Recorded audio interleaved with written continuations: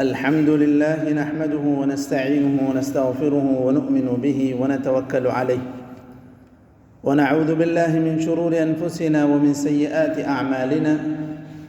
من يهده الله فلا مضل له، ومن يضلله فلا هادي له، وأشهد أن لا إله إلا الله وحده لا شريك له، وأشهد أن محمدًا عبده ورسوله أرسله بالحق بين يدي الساعة بشيرا ونذيرا. أما بعد، فإن خير الحديث كتاب الله، وخير الهدي هدي محمد صلى الله عليه وسلم، وشر الأمور محدثاتها، وكل محدثة بدعة، وكل بدعة ضلالة، كل ضلالة في النار. أعوذ بالله من الشيطان الرجيم. يا أيها الذين آمنوا اتقوا الله حق تقاته ولا تموتن إلا وأنتم مسلمون.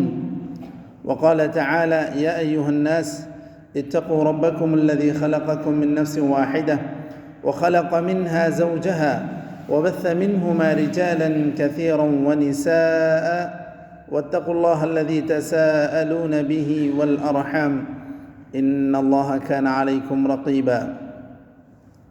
وقال تعالى: يا أيها الذين آمنوا اتقوا الله وقولوا قولا سديدا يصلح لكم أعمالكم ويغفر لكم ذنوبكم، ومن يطع الله ورسوله فقد فاز فوزا عظيما.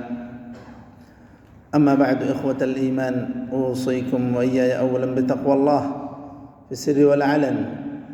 وبعد، سنتحدث في هذه الخطبة حول موضوع مرض النفاق.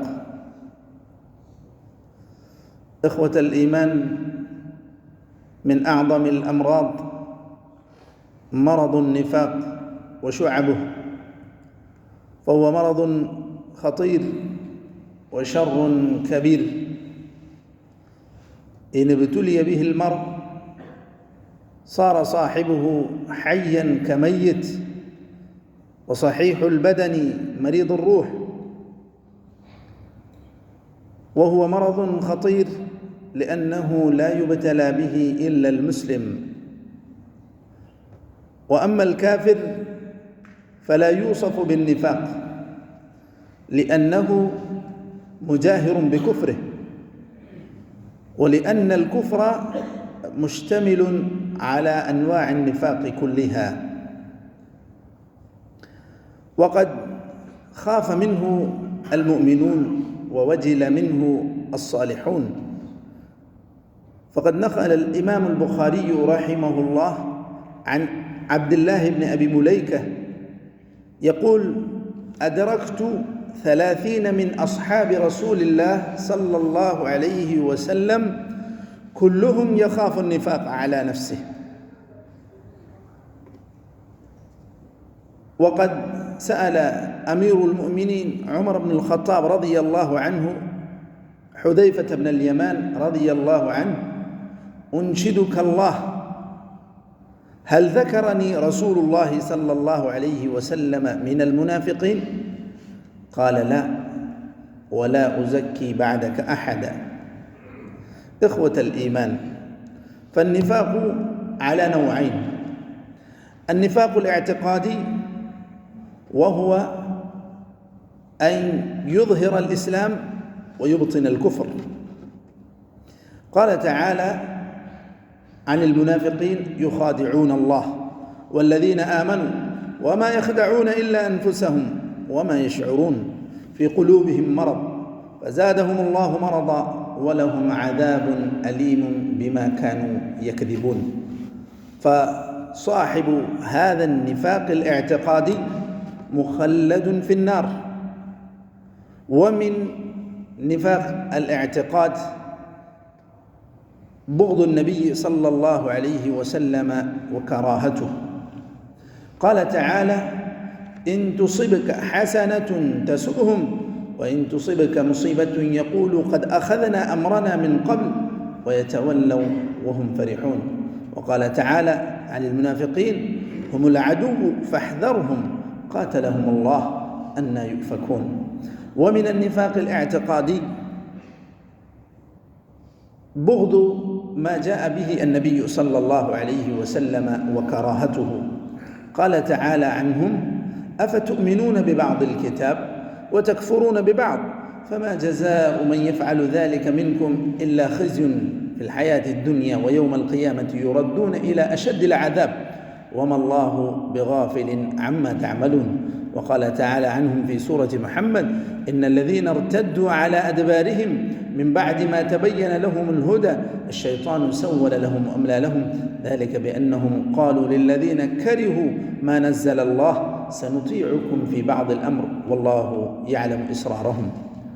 ومن أنواع النفاق الاعتقادي الفرح بضعف الإسلام. قال تعالى عن أوصاف المنافقين: لقد ابتغوا الفتنة من قبل وقلبوا لك الأمور حتى جاء الحق وظهر أمر الله وهم كارهون.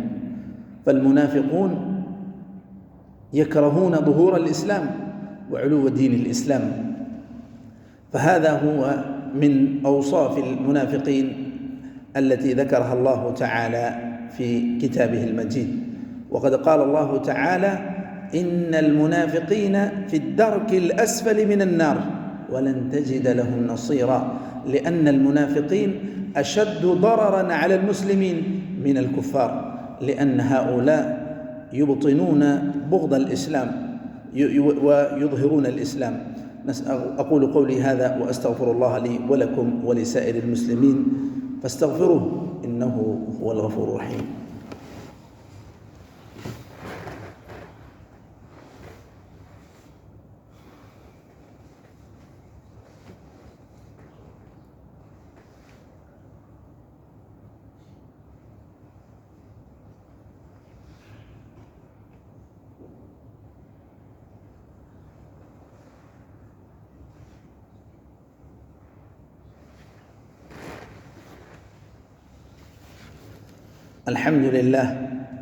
الحمد لله على إحسانه، والشكر له على توفيقه وامتنانه، والصلاة والسلام على رسوله الأمين وعلى آله وصحبه أجمعين. أما بعد، إخوة الإيمان، ومن أنواع النفاق العملي، وهو أن يعمل أحد بأركان الإسلام ويحب الإسلام ومع ذلك يرتكب بعض المعاصي المذكورة في الحديث. فعن عبد الله بن عمرو رضي الله عنه قال رسول الله صلى الله عليه وسلم: 4 من كن فيه كان منافقا خالصا، ومن كانت فيه خصلة منهن كانت فيه خصلة من النفاق حتى يدعها: إذا حدث كذب، وإذا وعد أخلف، وإذا اؤتمن خان، وإذا خاصم فجر. رواه البخاري في صحيحه. فيا أيها المسلم، إن ابتليت بشيء من خصال النفاق فتب إلى الله تعالى، فإنها في جانب رحمة الله تعالى مغفورة، وباب التوبة مفتوح لكل أحد، حتى أن باب التوبة مفتوح للمنافقين. قال الله تعالى: إن المنافقين في الدرك الأسفل من النار ولن تجد لهم نصيرا إلا الذين تابوا وأصلحوا واعتصموا بالله وأخلصوا دينهم لله فأولئك مع المؤمنين وسوف يؤتي الله المؤمنين أجرا عظيما. نسأل الله تعالى أن يجعلنا من الذين يستمعون القول فيتبعون أحسنه. اللهم أعز الإسلام والمسلمين وأذل الشرك والمشركين ودمر أعداء الدين، واجعل هذا البلد آمنا مطمئنا وسائر بلاد المسلمين. اللهم من أراد الإسلام والمسلمين بسوء فاشغله بنفسه واجعل كيده في نحره يا قوي يا عزيز. اللهم انصر إخواننا المستضعفين في فلسطين، اللهم كن لهم ناصرا ومعينا يا ذا الجلال والإكرام. اللهم داوي جرحاهم، اللهم فك أسراهم. اللهم عليك بالأعداء اليهود الغاصبين المحتلين فإنهم لا يعجزونك. اللهم خذهم أخذ عزيز مقتدر، اللهم خذهم أخذ عزيز مقتدر. اللهم اكفنا بحلالك عن حرامك وأغننا بفضلك عمن سواك. اللهم إنا نسألك الهدى والتقى والعفاف والغنى. اللهم إنا نسألك الجنة وما قرب إليها من قول وعمل، ونعوذ بك من النار وما قرب إليها من قول وعمل. اللهم ادفع عنا الغلاء والربا والوباء والزلازل والمحن. اللهم اقض الدين عن المدينين، واشف مرضانا ومرضى المسلمين، وارحم موتانا وموتى المسلمين. اللهم اغفر لهم وارحمهم وعافهم واعف عنهم وأكرم نزلهم ووسع مدخلهم وغسلهم بالماء والثلج والبرد ونقهم من الذنوب والخطايا كما ينقى الثوب الأبيض من الدنس. عباد الله، إن الله وملائكته يصلون على النبي يا أيها الذين آمنوا صلوا عليه وسلموا تسليما. اللهم صل وسلم وبارك وأنعم على حبيبك محمد، وارض اللهم عن الخلفاء الراشدين أبي بكر وعمر وعثمان وعلي وعن سائر صحابة نبيك أجمعين، وعنا معهم بعفوك وكرمك وجودك يا أكرم الأكرمين. عباد الله، إن الله يأمر بالعدل والإحسان وإيتاء ذي القربى وينهى عن الفحشاء والمنكر والبغي يعظكم لعلكم تذكرون. اذكروا الله يذكركم وادعوه يستجب لكم، وذكر الله أكبر والله يعلم ما تصنعون. وأقم الصلاة.